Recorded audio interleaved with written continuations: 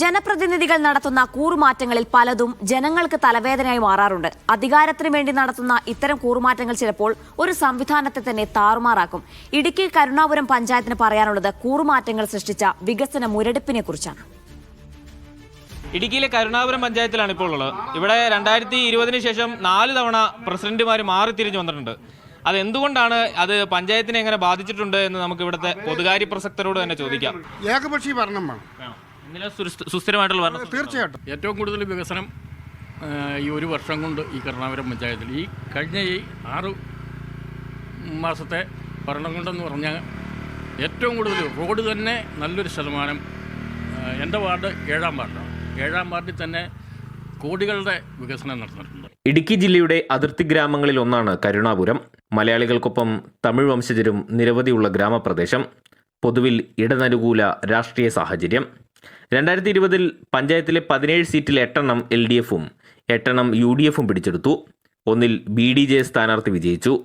നറുക്കെടുപ്പിലൂടെ LDF ഭരണത്തിലെത്തിയതോടെ പഞ്ചായത്തിൽ അസ്ഥിരതയ്ക്ക് തുടക്കമായി. ആർക്കും ഭൂരിപക്ഷമില്ലാതിരുന്നതിനാൽ കരുണാപുരത്ത് നടന്നത് അധികാര വടംവലിയായിരുന്നു. BDJസിനെ കൂട്ടുപിടിച്ച് UDF LDF ഭരണസമിതിയെ മറിച്ചിട്ടു. UDF പാളയത്തിൽ നിന്ന് 12ാം വാർഡ് മെമ്പറെ അക്കരെ ചാടിച്ച് LDF വീണ്ടും അധികാരത്തിലെത്താൻ ശ്രമിച്ചു. പക്ഷേ അതും അധികകാലം നീണ്ടു നിന്നില്ല. ആദ്യത്തെ ഭരണമാറ്റമുണ്ടായത് BDJസിന്റെ പിന്തുണയോടെ LDFിനെ മറിച്ചിട്ട് UDF അധികാരത്തിലെത്തിയപ്പോഴാണ്.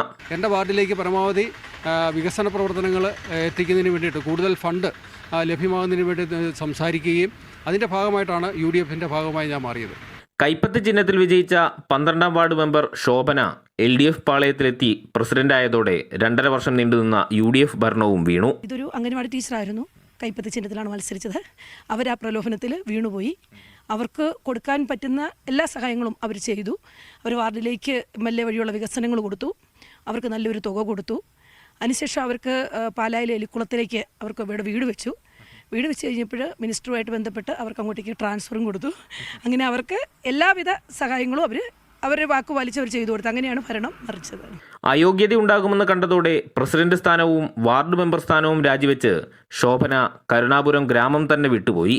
പൈസ കൊടുത്തുകൊണ്ട് നമ്മൾ ഒരാളെ അങ്ങനെ ചെയ്യത്തില്ല. ചേച്ചിയുടെ മാനസിക ബുദ്ധിമുട്ടും ഇങ്ങനൊരു ഇത് കാരണം കൊണ്ട് മാത്രമാണ് അംഗൻവാടി ഒരു ലക്ഷ്യം ഉണ്ടായിരുന്നു ചേച്ചിക്ക്. അത് പണിത് തീർക്കണമെന്ന് ചേച്ചി ഇരിക്കുന്ന ഭരണസമിതിയിൽ.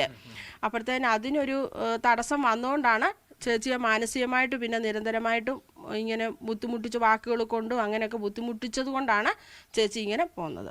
കരുണാപുരത്തെ കൂറുമാറ്റങ്ങളൊന്നും ജനങ്ങൾക്ക് വേണ്ടിയായിരുന്നില്ല. കുതികാൽ വെട്ടലും കൂറുമാറ്റവും കരുണാപുരം പഞ്ചായത്തിൽ സൃഷ്ടിച്ചത് വികസന മുരടിപ്പാണ്. അധികാരത്തിനും പണത്തിനും വേണ്ടി തങ്ങളെ വഞ്ചിച്ചവരോടും അതിന് കൂട്ടുനിന്നവരോടും ജനങ്ങൾ തിരഞ്ഞെടുപ്പിൽ കണക്ക് ചോദിക്കുമെന്നത് ഉറപ്പ്.